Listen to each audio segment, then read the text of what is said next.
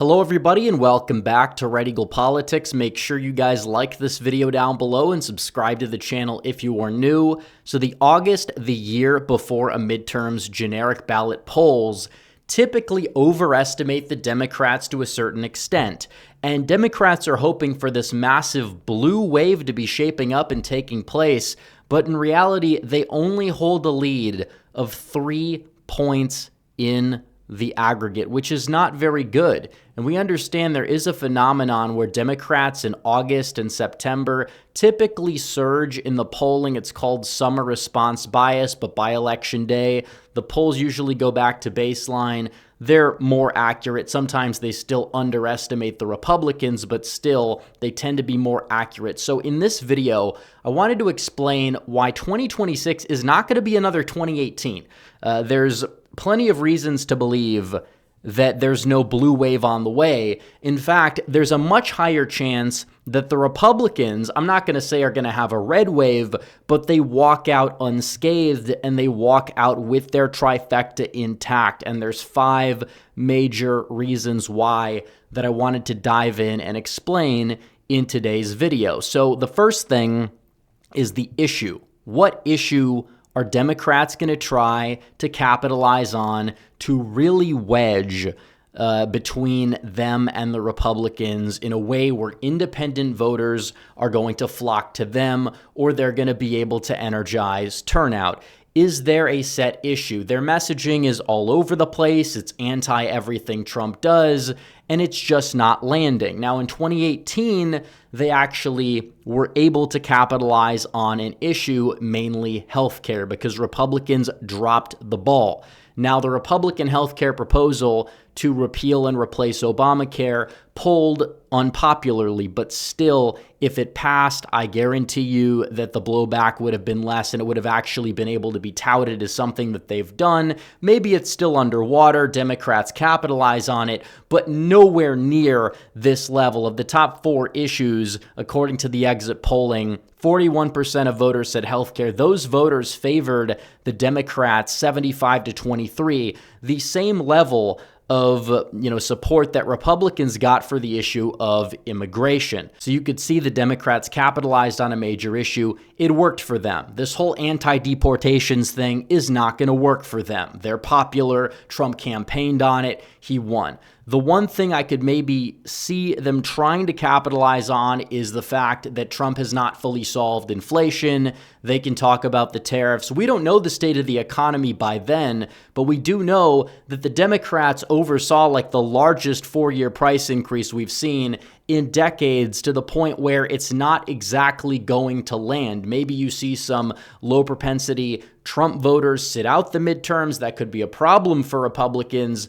But still, it's not going to be enough to cause a massive blue wave as things stand today. And as for the whole tax cut bill, Democrats are banking on that being unpopular, but in reality, I think a lot of it is just Republicans don't know how to message properly. But even then, Democrats, before the tax cut bill passed in 2017, they were up by 13 points in the polls. Now, Republicans were able to cut that to like 3 in the summer, and eventually Democrats did gain the lead and they didn't really relinquish it, but still, there's a major issue that they need to capitalize on, and so far there just isn't really one. Even the ones they can are not going to benefit them by that much. Polls still show, Democrats are not really all that trustworthy on inflation either. So another thing that's important to note is the direction of the party. If you want to go to the exit polls in 2018 and you want to look up the favorability rating of the parties, and you can kind of see a massive just gap that is not the case now, because Democrats had 41% of voters that viewed them only favorable and another 6% that also viewed them favorable. So 47% to 43%, they had that gap, and now it's gone. In fact, Democrats were above water in a lot of polling. Now they're down by 25. Republicans are still down. They're down by 12, but the fortunes have shifted. And Donald Trump, even though we'll talk about his approval rating later and why I believe that it's not as in the negative as these polls show, it's still higher not only than term 1, but also then the Democrats and Republicans, which shows that the Democrats just do not have a clear direction or message. Yes, they had a divide with the Bernie Sanders wing in 2018, but still, those people by and large were, voting blue no matter who. I think the Republicans need to do the same, vote red no matter who. That's how you win.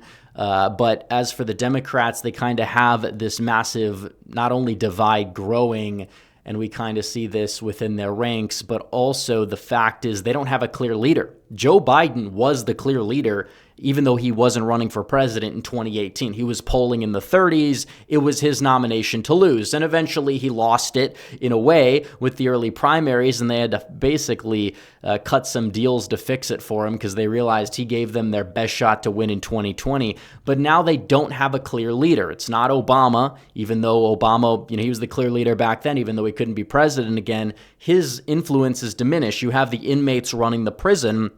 And you look at their top five, the one person they're really trying to push for right now is Gavin Newsom, the governor of California, with a mountain of baggage, this dollar store Patrick Bateman type of sociopath who is very overrated in terms of his charisma and is just not somebody who's really all that electable. And then you have Kamala Harris sitting there at number 2 in the polls. You have smarmy elitist Pete Buttigieg, who's polling worse among black voters than George Wallace did in the Democrat primaries back in the 60s. You have AOC, and then you have Spartacus Booker, and you have Tampon Tim in 6th place. So you have to go down to like 7th or 8th until you find somebody that's like, maybe this guy could make some waves. And even then, it's unlikely they would get the nomination. But you never know. There's a lot of time between now and then. But as of right now, they don't have a clear leader. They don't have a direction. And it's a massive, massive disaster for them. It really is. So, 2018... at least they were competent, and this is number 3. So you have the issue, you have the direction and popularity of the party, and then you have competency, which also includes their money problem, which Republicans had before. Democrats have it now because people don't want to back a losing horse. But Donald Trump has raised $1.5 billion since Election Day. That is so much money, and that's going to go to the midterms. And the Republican National Committee's also raised almost $1 billion. That's a part of it. But either way, he's trying to protect his trifecta, and it's like 90% of swing races in the House typically get decided by who spends more money. And the Republicans have that edge right now. The Democrats don't. Even when it comes down to candidates, Democrats were strategic. They ran a lot of veterans who had ties to intelligence agencies in these swing races, and flipped races with people like Slotkin and Spanberger and a lot of these other candidates that had moderate optics but were not going to vote like they were moderate. Now they don't entirely have a direction. They're not trying to do that as it stands now. We'll see what their candidates are, but the candidate quality thing is not really all that beneficial for the Democrats right now, aside from maybe what we're seeing in a place like North Carolina, where they've recruited Roy Cooper, although I don't think he would even be considered the favorite against Michael Whatley in that Senate race there. So they don't really have the competency factor. They don't really have the fundraising edge. That can change. We understand Republicans are not world beaters either.